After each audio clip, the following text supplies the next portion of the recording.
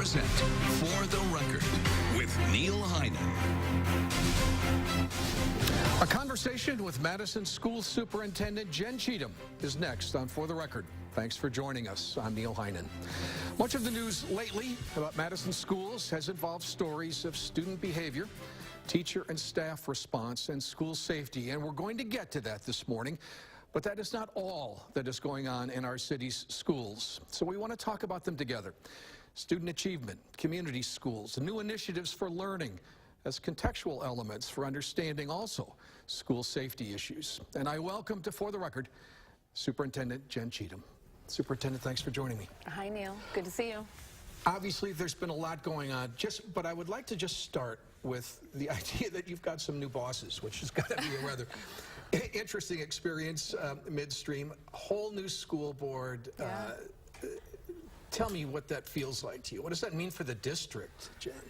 Yeah, I've got to tell you, it feels good. I have, and I do not say that because I didn't love working with my former board. I did. I think the board that we've had over the past 6 years had important work to do, right? And they helped me do it. It was all focused on creating more coherence, right? A more solid foundation. We did all kinds of things together. We strengthened the core curriculum. We strengthened plans for service delivery for English language learners, for example, students with disabilities. We used instructional technology as a new resource for all schools. We integrated that in every classroom. We strengthened our budget, right? We have a solid budget now. We strengthened our HR systems, right? We created a strong foundation, and now we need a school board that is ready to lead a new set of work, right? Which is all about transformational change. That's what our new strategic framework is all about. And I think this new group of powerful women are going to help us lead that transformational change. I'm really excited about it. When you say the new strategic framework, Jen, you're talking about the next 5 years, right? The second 5-year plan. Yeah. And you feel like that is incorporated, if not becoming incorporated, into your relationship with the school board? I think so. Yeah. I mean, you know, last year we took a step back. We rewrote the strategic framework. We talked to hundreds of people in over 50 sessions with teachers, students, family members, community members to articulate a new set of goals, a new set of core values, and a new refreshed strategy for the future. And I think the school board members who have joined us are prepared to lead that work, which is powerful. It's exciting. I was really struck by the idea that they or someone had proposed taking school board meetings on the road. Yeah. It just seemed like a really smart idea. Yeah, I think this board, you know, and their first meeting together will be happening next Monday, wants to engage constituents in new ways, right? They want to be more connected to the community that they serve. So getting the meetings out in public is a big part of that. Mary Burke will be announcing on Monday that they're also going to be getting into schools a lot in these last weeks of the school year. In pairs, right? But yeah, as a board, getting out into schools and then talking together at their public meetings about what they're seeing and hearing and learning as a body, as a board, as a team. Yeah. And they're going to be meeting with some key groups over the next couple of months, key board members, to get more insight, especially from staff of color. My Superintendent's Human Relations Advisory Committee wants to meet with a couple of board members, and that, I think, is really focused on making sure that the board is hearing from the people whose voices sometimes don't get heard enough. Yeah. So I'm excited about their constituent service work in particular. Are you just assuming that the conversations are going to be just markedly different at the school than they would be at the Doyle Administration Building during a school board meeting? I'd like to think so. Yeah, I mean, we're going to have a pre-reception at the meeting on Monday, which provides an opportunity for people to actually mingle and talk with one another. You know, regular board meetings, the board listens, but they don't really get to engage. So I think that pre-meeting will give the board a chance to actually engage with the people who are coming to their board meetings. We'll see if that's something we want to build into future meetings, and we're going to take them on the road for a few months. So we'll start at Chavez on Monday. I think we're headed to East High School the month after. I think we haven't quite figured out where we'll be in June, but we're going to, you know, move around to different parts of the city, which I think is going to be powerful. It's a powerful message too, I think.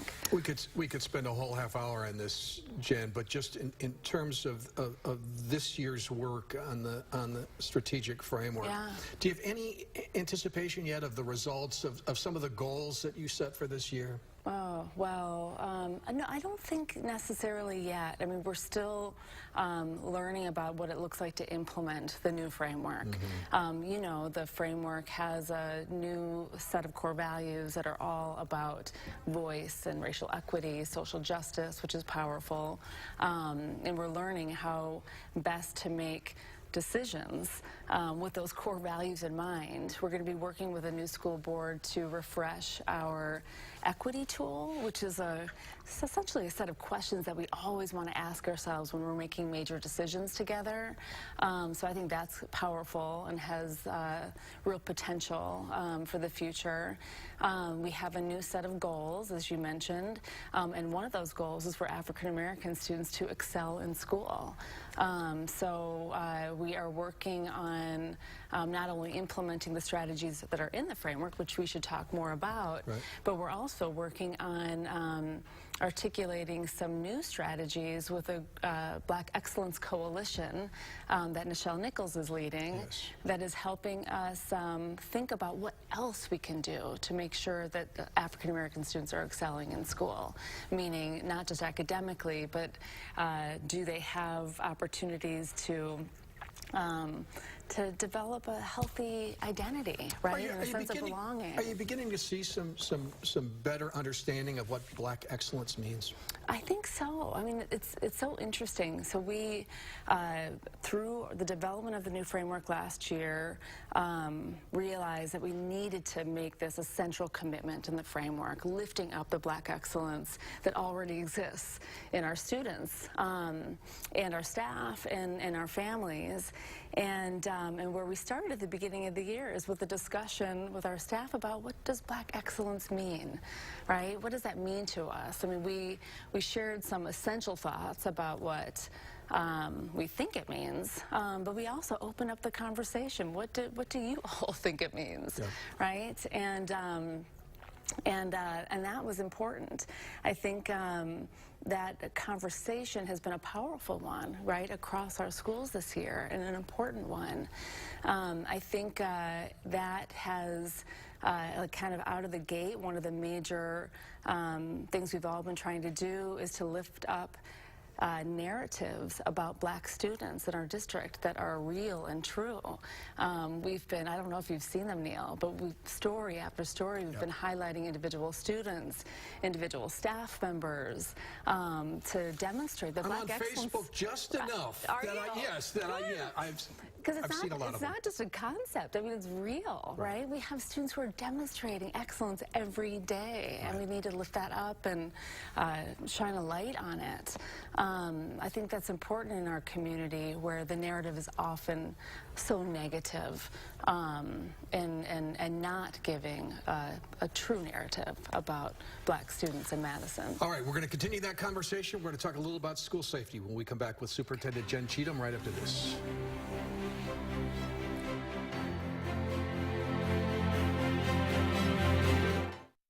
For the Record, sponsored by MG&E, your community energy company. For 2 decades, News 3 Now and Channel 3000 have paid tribute to top-notch teachers nominated by our viewers. Every month, we spotlight and salute an area teacher, and we want to hear about your favorite. If you know a teacher who deserves to be recognized as a top-notch teacher, send us a letter, an email, or nominate a teacher at channel3000.com. Top-notch teachers, sponsored by Lazy Boy Home Furnishings and Decor. It is nice. Yeah, but are we a van family? Are we a van family? Of course you are. The van just talks. Sales guy. Is it magic? No, it's a Pacifica. Allow me to do a little self-promotion. It also comes in a hybrid. Yo, what's up? Van life. You know you want it. But does it ever shut up? Off the lot, baby. I was singing to you on the way home. Pacifica. During the spring sales event, well-qualified returning lessees get a low-mileage lease on the 2019 Pacifica for $329 a month. 5,000 years of Chinese music and dance in one night. Beautiful, a nimble mastery. An explosion of color and sound. Experience Shen Yun. Coming to Overture Center for the Arts, May 7th and 8th. Tickets at shenyun.com/Madison or call 800-800-4410. With Spectrum Mobile, what you see is what you get. That means no added taxes or fees. Get an unlimited data plan for just $45 a month per line. That includes unlimited talk and text, too. You can save up to 40% on your mobile bill, all with no contracts on America's largest, most reliable LTE network. Spectrum Mobile, the best network, the best devices, the best value. To learn more, go to spectrummobile.com. I'm back with Madison School Superintendent Jen Cheatham. You know, as I think about the strategic framework, Jen, maybe that's a place to start in terms of the issues of student behavior, EROs, school security, that kind of thing. How does that fit, and what's your perspective on that right now, given the response to some recent stories? Oh, yeah. I mean, where do I start on this?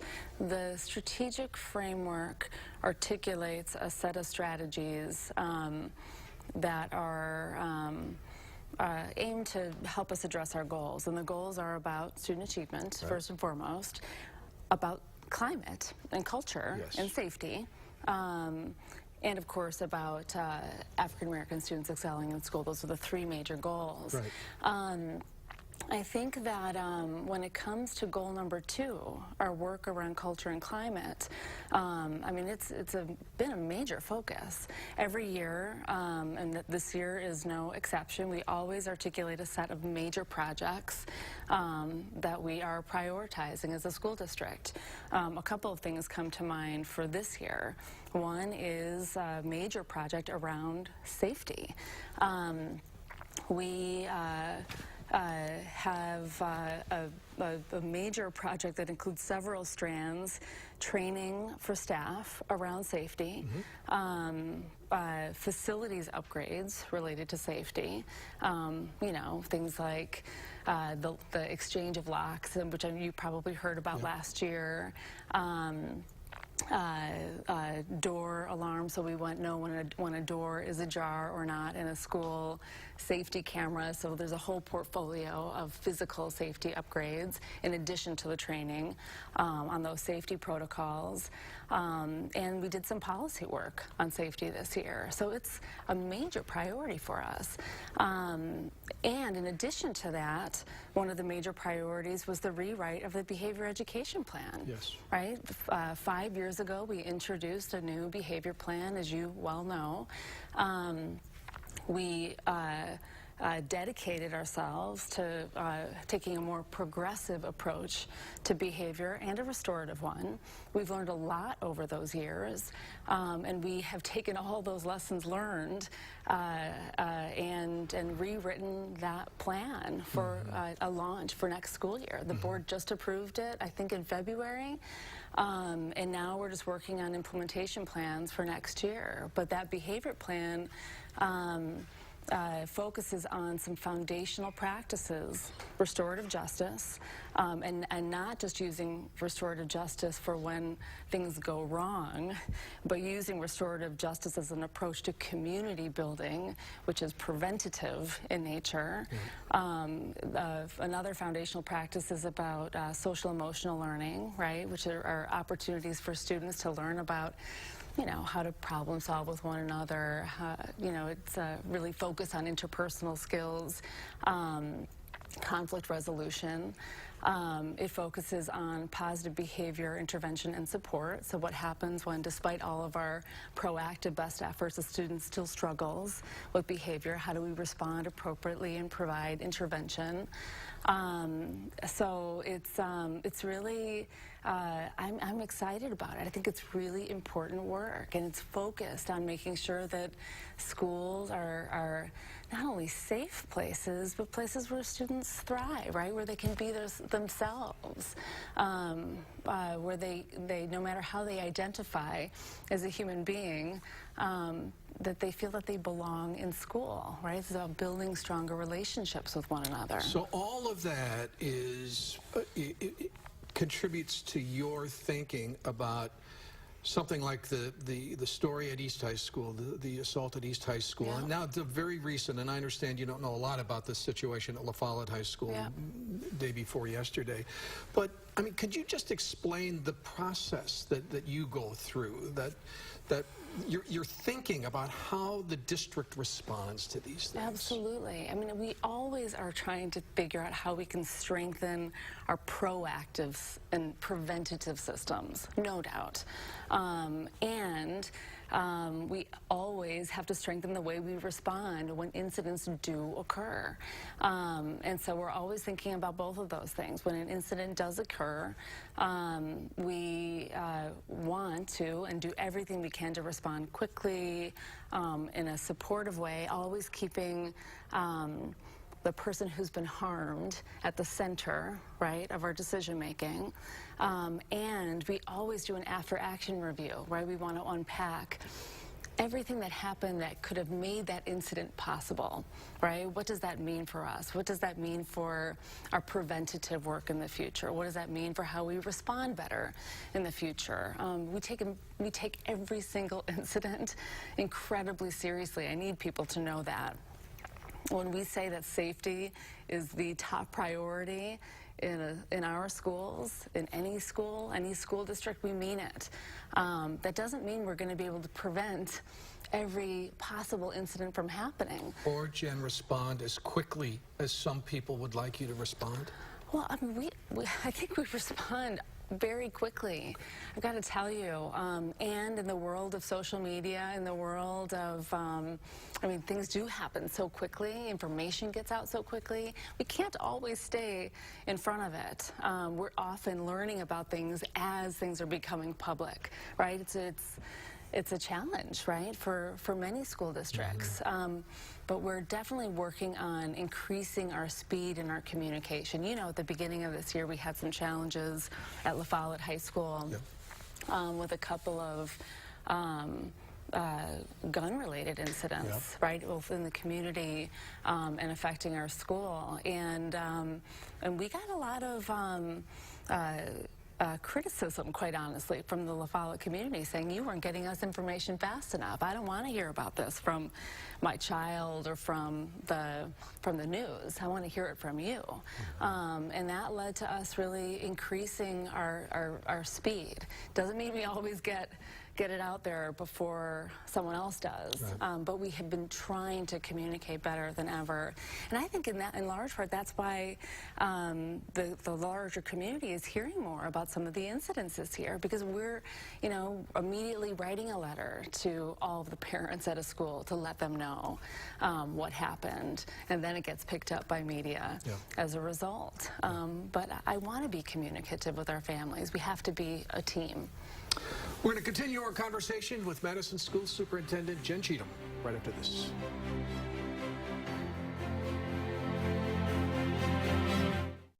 Hello, folks. I'm Rosalie Michaels, and I'm here with former Dallas Cowboys quarterback Danny White, and we're talking about home safety.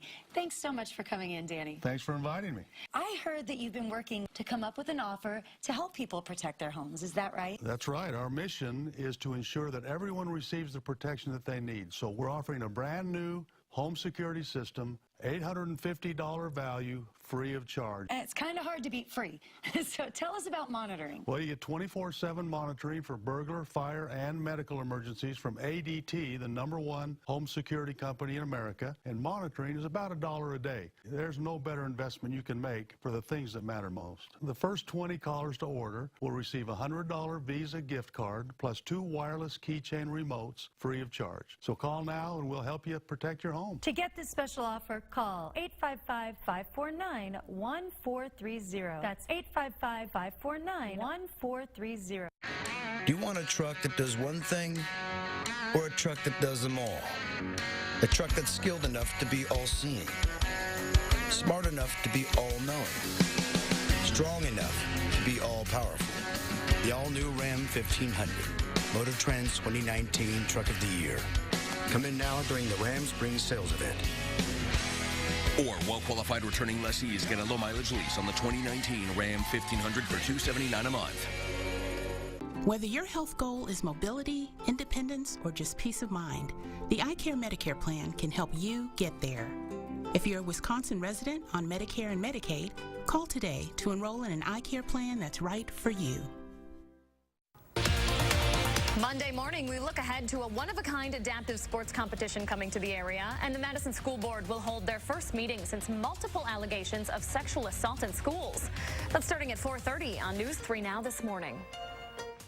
He stands ready to serve at a busy local intersection, but this crossing guard gives travelers a little something extra. If it helps someone get out of their bad mood, I'm all for it. Doing something good with 2 simple words. Monday on News 3 Now at 10.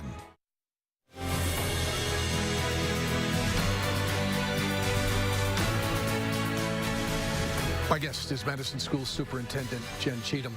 Jen, this past week, Central Hispano had their annual strategic update. And it's always, to me, it's always a very positive, uplifting event. I mean, I think we both have a lot of respect for Karen Menendez-Collar and the work that she does. Absolutely. But it was, I thought, really significant that the Rennebaum Foundation announced another $300,000 investment in Centro to help them expand their relationship with the school district to another middle school and another high school. Yeah. That just struck me as a really positive thing. Oh, yeah. I mean, we have such a wonderful relationship with Centro Hispano. And, I mean, it's a true partnership, right? I mean, we are learning together. We're reflecting together. We're moving forward together with the best interests of students at heart. Yeah, I really value it so much, and I value Karen's thought partnership. I'm excited about the expansion to La Follette next year. And Senate, right? Senate. And they've got a new pilot that's really focused on wraparound support for students and families, with a focus on the transition from middle school to high school, and we know how important that is. So it's good stuff. There was some impressive numbers. The number of kids, I think maybe from Centro, who end up going on to college from high school. And 100% are graduating from high school. Well, I thought that, I was reluctant to say 100%. It's 100%, yeah. I know. Isn't that wonderful? It is. Yeah. So talk about the framework going forward. What should we anticipate as next steps here? Yeah, so let me say a little bit about what's happening. I mentioned that we have a refresh strategy. We're doing a lot of work to better empower school communities to make the best possible decisions for students. So this may not sound super exciting to viewers, but we are redesigning the school improvement planning process to make it even more powerful. That will go into action next year, which I'm really excited about. It's going to help schools make sure that they're centering students of color and strategies that propel them forward. It's going to help them build stronger relationships between students and teachers.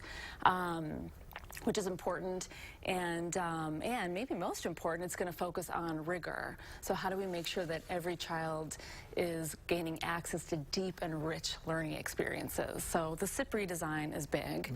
The second area is about investing in people, the second focus area in the strategic framework. And we've been working hard at building out a group of educators called Equity Fellows who are building their own capacity to lead dialogue among staff about racial equity, about building stronger learning partnerships with students, and about culturally responsive teaching. So I love we're building internal capacity to lead these conversations, which is really exciting. One of the things that came up at the table I was at Central yesterday was this desire for more student voices to be heard. Right. That's huge. I think that's actually going to be a big part of the SIP redesign, is making sure that students have voice in their school improvement plans.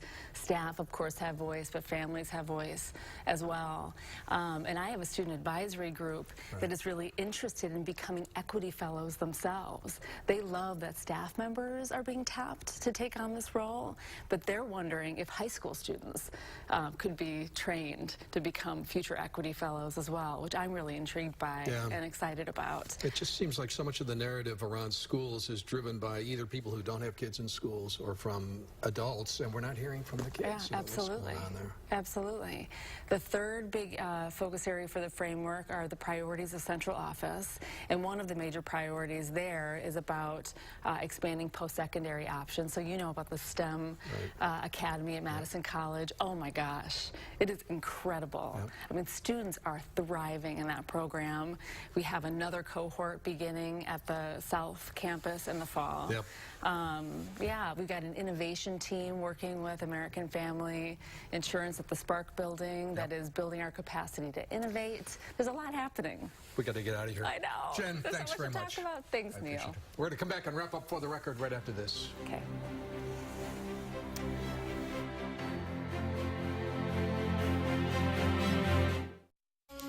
MGE, building a community energy company for the future through the power of working together, committed to cleaner, more sustainable energy, driven by innovation, fostered by shared values.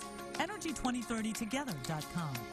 We're now the #1 volume Mitsubishi dealer in the nation. It's time for something big. This month, get a minimum of $4,060 for any trade at Accident Mitsubishi. We need something bigger. It needs to have max warranty. Our 30-year, 300,000-mile warranty on new and used vehicles.